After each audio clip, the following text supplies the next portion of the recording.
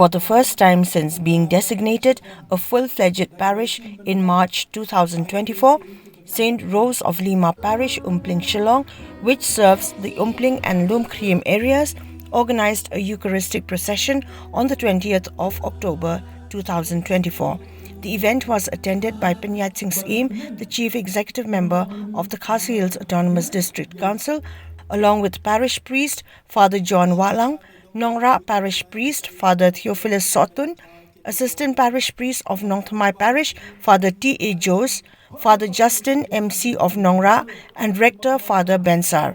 The St. Rose Choir also participated, and 98 young boys and girls received their first communion during the ceremony.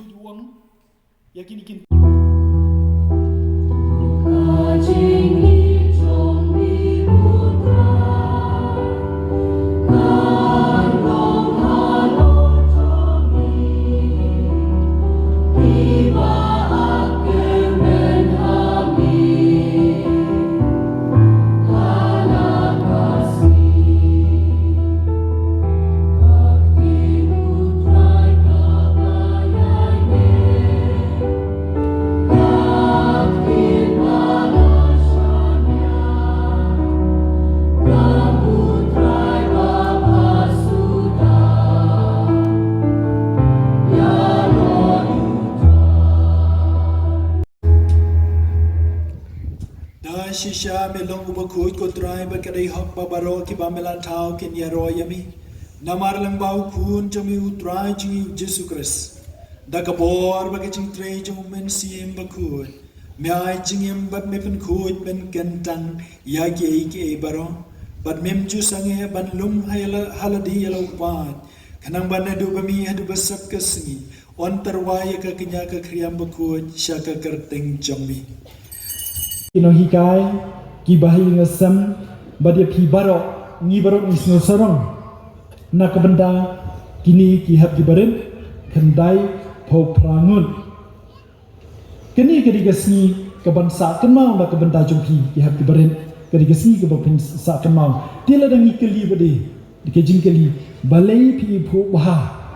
ikmen bah mantakasni balai ni rakhi pendan buram kerpang ya kedigasni hakajin im jampi kajubab kalong namar hagasit ke manengkong pinyau pediang yanong jawab jam very good pinyau pediang yu jisu kan mau bahwa pediang yu jisu pediang dah kajing pediang dah kajing riu blay bat pidai benda thang da shisha yu jisu hagaba pinsa pediang kadonut kemensi dipilong ki badan bak kadu kata-kata hakan ikisni ubashai basat kisni bitenan ban pimpin nengkong yau Yesu hakadur jong ukpu Eucharistic bakun hakadur jong kasnam ke jong Yesu ban haba pimpin Yesu mentakasni pimpin hakacin tur mong pimpin hakacin tur dengi keli pada balai yang pimpin hakacin tur namar haba pimpin Yesu ni pediang buku pediang iki tiar gitar dekati hendrai bengi nyau buram kerpang yu Jesu bat ni nyau kor ni nyau kentang ngadu kata-kata dei nagini gedau ni pediang hau thali hakasintur jongi